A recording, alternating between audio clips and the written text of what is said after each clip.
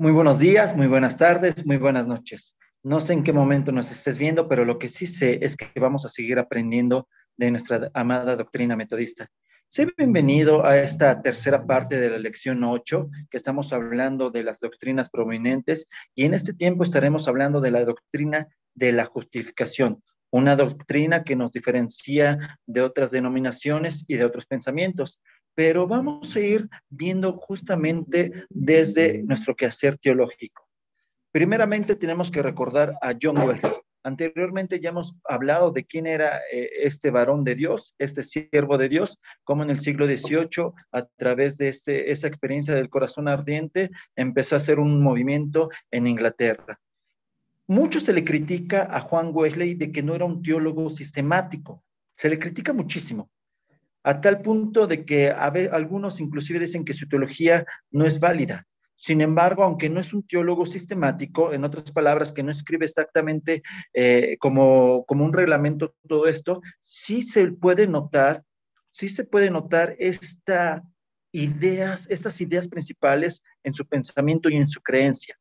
Y en este tiempo lo que vamos a ver es justamente esta doctrina de la justificación, y que lo vemos muy, muy notorio en el sermón número 5, en el sermón número 5 que tenemos en las obras de Wesley, y que tú en algún momento, si tienes el interés, puedes profundizar más. Pero hoy vamos a adentrarnos en esta parte, sermón 5, que es la justificación por la fe. Romanos capítulo 4, versículo 5 dice: mas al que no obra, sino que cree en aquel que justifica al impío, su fe es contada por justicia. En esta parte es la introducción del sermón número 5. Estos sermones están en inglés, en alemán, en tantos idiomas. Hoy están traducidos ya en nuestro idioma y a una parte que podemos comprender perfectamente. En la primera introducción dice esto: ¿cómo puede una persona pecadora justificarse delante de Dios, el Señor y juez de todos? Es una pregunta de gran importancia para todos los seres humanos. Contiene el fundamento de toda nuestra esperanza, pues mientras estamos en enemistad con Dios, no puede haber verdadera paz, ni verdadero gozo en esta vida, ni en la eternidad. ¿Cómo puede haber paz cuando nuestro corazón nos condena? Y mucho más aquel que es mayor que nuestro corazón y conoce todas las obras. Así empieza Wesley con este sermón. Y en este sermón y en esta clase vamos a tocar 4 puntos importantes. Primero, base de la doctrina de la justificación.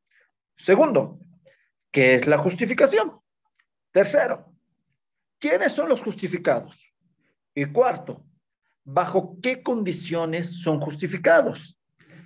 Como es una clase, te invito a que tengas una libreta para que lleves tus apuntes. Si bien puedes ver este video las veces que sean necesarias, sí, también lleva tus apuntes para que vayas anotando las ideas principales y también tus dudas, para que posteriormente te acerques a tu pastor y le hagas estas preguntas. Ahora sí, nos adentramos bien, y antes de adentrarnos te invito a que tengamos una oración. Nuestro buen Dios, en este tiempo oramos en el nombre de nuestro Señor Jesucristo para que sigamos aprendiendo, para que tú, Señor, nos sigas dando la seguridad de que en Cristo Jesús somos salvos y nos has perdonado. Queremos aprender desde tu palabra y queremos, Señor, seguir creciendo en lo que tú nos has dado a través de la iglesia, pero que también nos das a través de tu Espíritu Santo. Dirígenos en este momento y que podamos disfrutarlo también. Lo pedimos en el nombre de nuestro Señor Jesucristo. Amén. Comenzamos. Primero, tenemos que entender esto. El primer hombre que recordamos que es Adán, y que también en esta parte es Seba, es la imagen y semejanza de Dios. Y que este hombre era puro, era feliz, conocía y disfrutaba de Dios. Imagínate esta imagen. Está una imagen deliciosa. Inclusive algo, Wesley lo menciona de una manera linda, que inclusive están ya en la vida eterna. Ya están viviendo la vida eterna. Siempre están felices, conocen y tienen una muy buena relación con Dios. Una muy buena relación con Dios. No hay problemas, mira, no hay nada que disculpar porque no hay culpa. No hay nada que perdonar porque no ha habido errores, no ha habido ofensa. Así es el primer hombre, el primer hombre. Pero también tenemos que recordar que el primer hombre es el representante de toda la humanidad. Es el representante. Y por consiguiente, lo bueno y lo malo también nos va llevando a lo que hoy vivimos. Posteriormente de que Adán y Eva, el primer hombre, peca, pero el pecado es la desobediencia. La desobediencia, muchos los llevan a comer la manzanita. No, inclusive la Biblia nunca habla de una manzanita, solamente habla de un fruto, pero habla más de la desobediencia. ¿Qué es lo que sucede inmediatamente? Pasa esto. Existe un cuerpo corruptible y mortal. Tu cuerpo se va a hacer, poco a poco, se va desgastando. Ya no vas a poder correr como niño, inténtalo. A lo mejor hace 5 años brincabas más, hoy ya no brincas tanto. Algunos ya se vuelven más gorditos, otros ya no ven correctamente y tenemos que usar lentes. Nuestros cuerpos se vuelven corruptibles y nos volvemos mortales. En otras palabras, morimos físicamente. También la muerte se posicionó de él. La muerte se posicionó del primer hombre. También existe la muerte para con Dios, en que lo santo y el pecado no pueden estar juntos. Es de una manera natural. El hombre está muerto en pecado y también el hombre se precipitaba a la muerte eterna. Y la Biblia lo dice, hay muerte física, pero también hay una muerte eterna, que es esta parte de los últimos tiempos. Pero posteriormente nos adentraremos a todo ello. ¿Qué sucede con todo esto? Estamos alejados de Dios. Estamos alejados de Dios. Y al estar alejados de Dios, sencillamente no podemos encontrar paz. ¿Te ha pasado algún momento en que estás enemistado con alguien? Piénsalo ahorita. Reflexiónalo. Con la persona que más amas, papá, mamá, esposo, esposa, amigo, amiga, la amas muchísimo. Y de repente dijiste cosas atrás de él, lo ofendiste, hiciste algo indebido y el día de hoy no te quiere hablar, pero porque está sentido contigo. ¿Cómo te sientes? ¿Contento? ¿Muy feliz? O inclusive llega a tu mente. Algunos no, quizás ni pueden dormir, siguen viviendo, pero no encuentran esa paz. Lo mismo, eso mismo pasa con Dios. Podemos seguir con nuestras actividades, podemos continuar con nuestras vidas, pero no encontramos esa reconciliación, no encontramos esa paz con Dios. Esa paz con Dios no la encontramos. Dice en Romanos capítulo 5, versículo 18. Así que, como por la transgresión de uno vino la condenación, y este uno fue primeramente Adán, a todos los hombres, de la misma manera por la justicia de uno vino a todos los hombres la justificación de vida. Romanos capítulo 5, versículo 18. Pablo en este momento primeramente está escribiendo de Adán, que es a través de él su transgresión, pero también la justicia está hablando de Jesús. Solamente a través de Jesús puede venir esta justificación, pero debe de quedar algo muy importante. Cuando una persona comete alguna culpa o comete algún error, la persona tiene la oportunidad y tiene la voz para defenderse, decir, yo, una de dos, o aceptar su error o defenderse y aún mintiendo decir, yo no me equivoqué, yo estoy bien, yo jamás me equivoco. La persona puede quizás decir y justificarse, estoy bien, estoy bien, estoy bien, estoy bien. Tú estás mal. Pero con los hechos se comprueban otras cosas. Y este es el punto importante que te quiero expresar hoy. Una cosa es lo que tú digas y otra cosa son los hechos de tu vida. Ante los demás puedes decir, yo estoy bien, yo estoy bien, yo estoy bien, y los hechos te pueden decir, estás mal, definitivamente estás mal. Y cuando una persona se justifica, aún estando en el error, por eso las obras del hombre y por eso la justificación del hombre es inválida ante los ojos de Dios, es inválida. Por ello, la justificación de Dios y a través de Cristo Jesús es que Dios tenga esa palabra de decir, tú estás justificado. Si te das cuenta, son dos cosas distintas. Es muy distinto decir, yo estoy justificado a decir que Dios te justifica. Por eso, Adán no pudo justificarse, pero Cristo, como Dios, sí puede justificarnos. Eso es muy interesante. Por eso nuestra doctrina es diferente a la de otras. Por ello muchos pueden decir, por mis obras voy a salvarme. No es cierto, no es por obras, es solamente a través de Dios en Cristo Jesús. Hebreos capítulo 2, versículo 9 dice lo siguiente: pero vemos a aquel que fue hecho un poco menor de los ángeles, a Jesús, coronado de gloria y de honra, a causa del padecimiento de la muerte, para que por la gracia de Dios gustase la muerte por todos. ¿Recuerdas que al principio te dije que como Adán había equivocado y a través de todo ello, todos nosotros tenemos esta parte mortal, esta parte de muerte espiritual, y que a través de la muerte de Jesús ya no morimos nosotros? Seguimos muriendo físicamente, sí, pero ya nos llegamos a la muerte eterna. Vete reflexionando todo esto, ve anotando. Por ello, tenemos que hablar de qué es, por qué es la base de la doctrina de la justificación. Ahora, siguiente, número 2. ¿Qué significa o qué es la justificación? ¿Qué significa ser justificado? Podremos decir, bueno, ya entendí por qué tenemos que ser justificados. Ok. Ahora, ¿qué significa ser justificado? Y que lo vamos a tratar en este momento. La justificación, te voy a poner dos partes aquí. La primera, la justificación significa quedar libre de la acusación que la ley presenta en contra nuestra. Segundo, Dios no aplica el merecido castigo a las personas que han sido justificadas. Estos dos puntos te van a llevar a entender que si tú, tanto como yo, merecíamos un castigo por haber hecho algo, hoy sencillamente se nos perdona, se nos perdona. Inmediatamente Pablo lo dice así, Romanos capítulo 3, versículo 25. A quien Dios puso como propiciación por medio de la fe en su sangre, para manifestar su justicia a causa de haber pasado por alto en su paciencia los pecados pasados. ¿Qué quiere decir esto? Que Dios, en otras palabras, está olvidando todos nuestros pecados anteriores.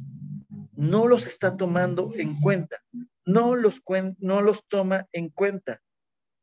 Dios no aplica el merecido castigo a las personas. Inclusive, aquí viene una diferencia doctrinal muy importante, muy importante. Cuando Wesley escribe este sermón, existe un grupo que son los puritanos en Inglaterra del siglo XVIII.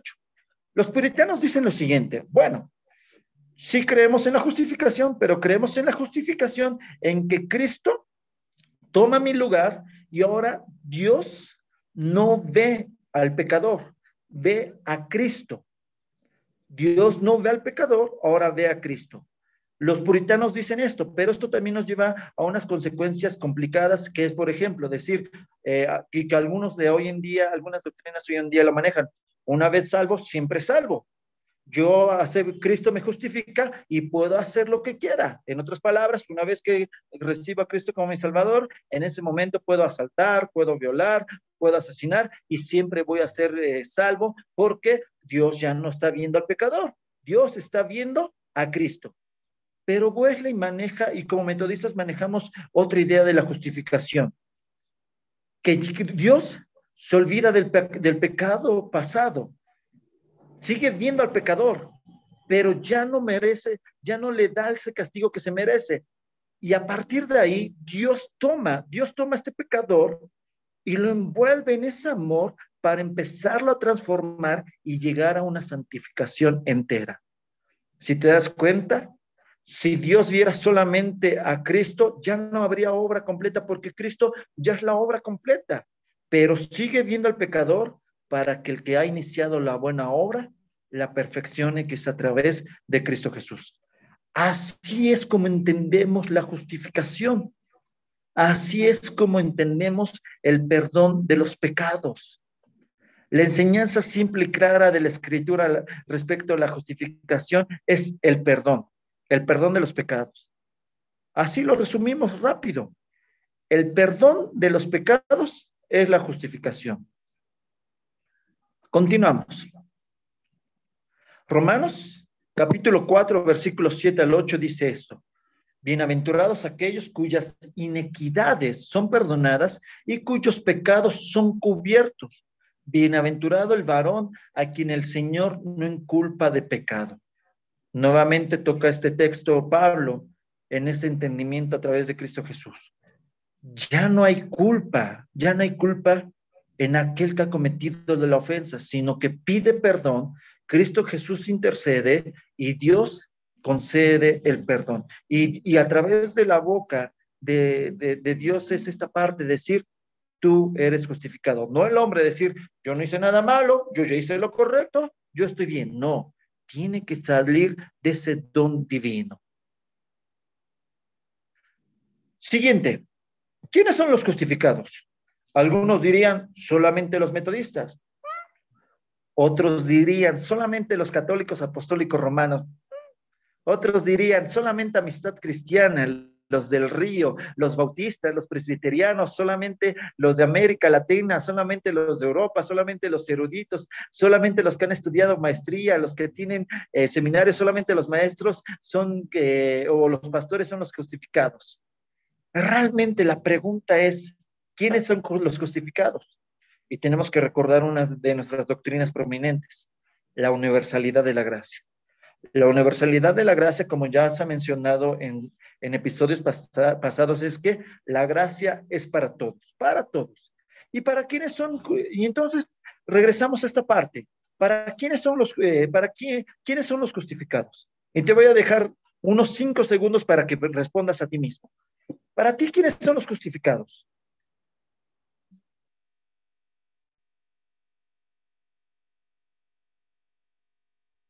Muy bien.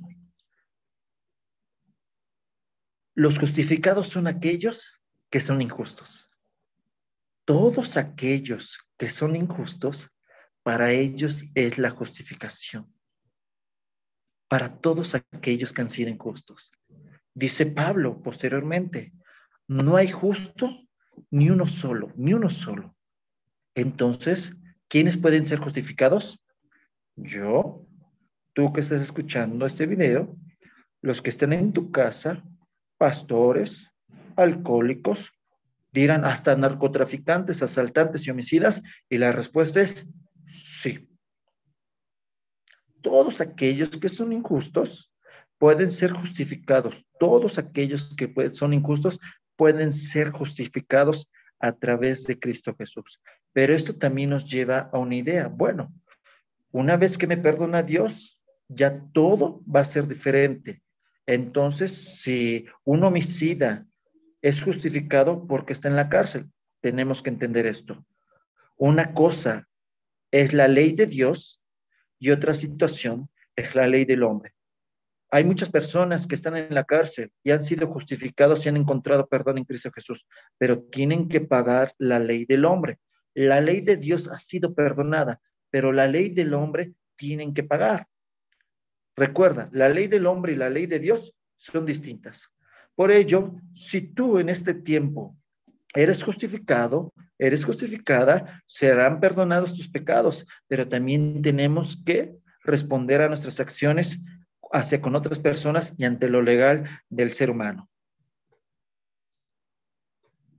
¿Por qué las personas que son injustificadas tienen que ser perdonadas? Muy sencillo. Mateo capítulo 9, versículo dice, quienes tienen necesidad de médico.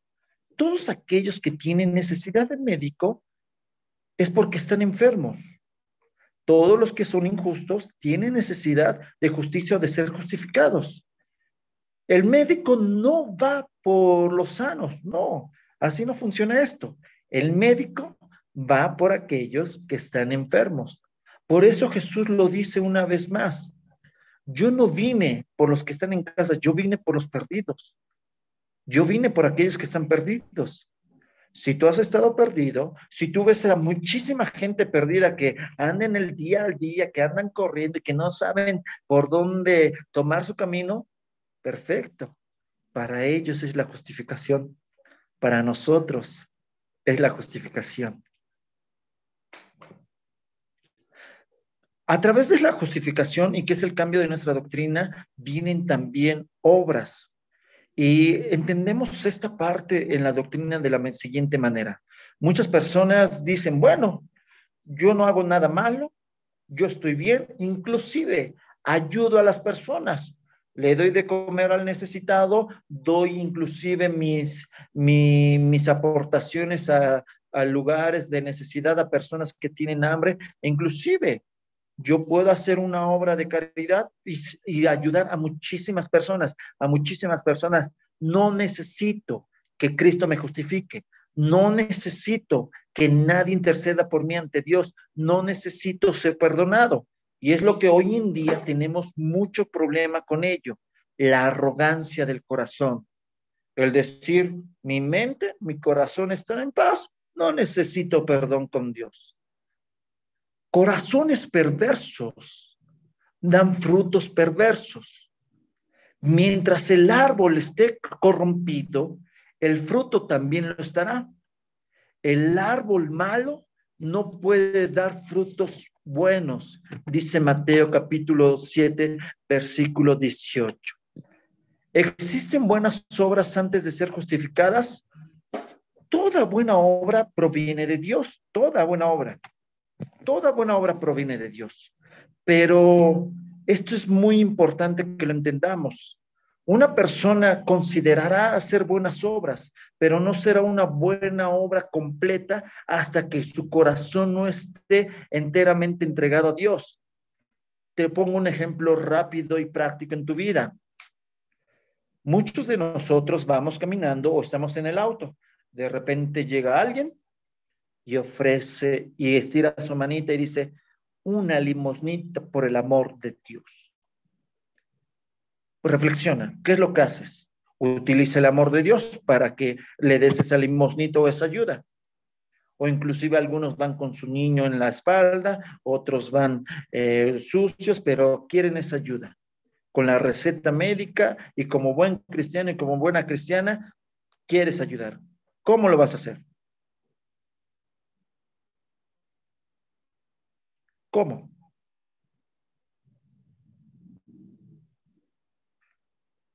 Muy fácil. Para tranquilizar tu conciencia, sacas la moneda más pequeña, 1 peso, 2 pesos, 50 centavos, 5 pesos, o si eres bondadoso, sacas un billetito y le dices, tenga buen hombre, tenga buena mujer, que Dios le bendiga. Y ya te vas contento y dices, ay, ya actué como buen cristiano y como buena cristiana. Y si te das cuenta, muchas personas pueden hacer exactamente lo mismo que tú acabas de pensar y porque consideran que es lo correcto, pero lo único que están haciendo, que estamos haciendo es dejar de sentir culpa en ese momento, dejar de sentir culpa. Una moneda para que mi mente ya no tenga esa carga de conciencia. Y muchas personas realizan obras de caridad para no tener carga de conciencia y no tener esa carga de culpa por lo malo que han hecho, por lo malo que han hecho. ¿Cuál es la diferencia entre la obra cristiana que es a través de la fe y a través de la justificación y la obra que solamente es por culpa? Y es esto. Primera de Corintios, capítulo 16, versículo 14. Todas vuestras cosas sean hechas con amor. Cuando nosotros somos justificados, ahora amamos y regresamos al amor. Y al regresar al amor, entendemos también al amar al prójimo. Y mira, cuando tú amas a alguien y si tiene problemas, no le dices, ten 5 pesitos, que se arregle tu problema. Ten un pancito, que se arregle tu problema. No, si alguien en tu casa que amas y tiene un fuerte problema, dejas lo que estás haciendo, te desvives por esa persona para que salga adelante. El amor al prójimo, el amor siendo ya justificado, se trata de eso. Ya no dar moneditas, ya no dar un pancito nada más, sino aprender a ayudar. En ocasiones ya no daremos monedas, sino daremos nuestro tiempo para escuchar, daremos nuestro esfuerzo para conseguir el trabajo de alguien más, daremos nuestra vida para que la persona pueda salir adelante. Esa es la diferencia entre las obras antes de la justificación y las obras después de la justificación. El amor, el amor. ¿Existen condiciones para llegar a ser justificados? Sí. Y la pregunta que hace Wesley es esta. ¿Bajo qué condiciones se han justificado los injustos y aquellas personas que hasta ese momento no hacen buenas obras? ¿Cuál es esa condición? ¿Cuáles son esa lista de condiciones? Prepárate, toma tu lapicero, prepara tu hoja y anota la siguiente gran lista. Tal vez te va a doler la mano, quizás no te la puedas aprender de memoria, pero haz el esfuerzo. Y esta es la lista de condiciones. Fe. Solamente una. Esa es la única condición. Fe. Creer. Esa es la verdadera condición. Creer y tener fe. Es la única condición. La única verdadera condición. Dice Romanos capítulo 3, versículo 3. ¿Por la fe invalidamos la ley? Hace una pregunta Pablo. ¿Por la fe invalidamos la ley? Y responde esto, en ninguna manera. No invalidamos la ley, sino que confirmamos la ley. Pero aquí viene la pregunta, ¿qué ley? ¿La ley de costumbre? ¿La ley de tradiciones o la ley mesiánica? ¿La ley que se lleva por carga y no la disfrutamos? No. Wesley toca este punto tan importante y que creemos y que lo disfrutamos y que validamos la ley del amor al original, el amor santo a Dios y a nuestro prójimo. Por eso las obras cambian. El amor santo a Dios y a nuestro prójimo. Esto es impactante. Si te das cuenta, Adán, el primer hombre, andaba en esa vida eterna, entendía la ley y disfrutaba del amor de Dios y disfrutaba esa confianza en Dios. Después de la muerte, de la desobediencia, todo se vino para abajo, pero a través de la Cristo Jesús y de creer en Él, regresamos. ¡Wow! Es impactante y lindo. Es impactante y lindo. Y regresamos a la primera ley, amar a Dios y amar al prójimo. Algunos preguntarán y intentarán confrontar a Dios y poner en tela de juicio lo que Dios ha decidido. ¿Por qué hiciste que la fe fuese la única condición de la justificación? ¿Por qué muchos que han hecho corrupción, que han matado a tantas personas, que sencillamente son personas malas, por qué les das exactamente la misma oportunidad? Y a eso le llamamos gracia. A eso le llamamos gracia. ¿Y qué es la misericordia que Dios tiene hacia el ser humano? Quiero leerte, o no lo voy a poner en la pantalla, pero quiero leerte lo que dice Job capítulo 33, versículo 13. ¿Por qué contiendes contra él? Porque él no da cuenta ninguna de sus razones. Sin embargo, en una o en dos maneras habla Dios, pero el hombre no entiende. Y entonces, quiero decirte esto, a veces nos dedicamos muchas ocasiones en pelear con Dios, en preguntarle el por qué o el para qué, e inclusive para qué otros sean juzgados. Pero realmente Dios hace esto por pura misericordia, porque nos ve con ojos de misericordia, ojos de misericordia. La fe es la confianza y seguridad de que Cristo murió por mis pecados, de que me amó y se dio a sí mismo por mí. Esa es la fe, la creencia.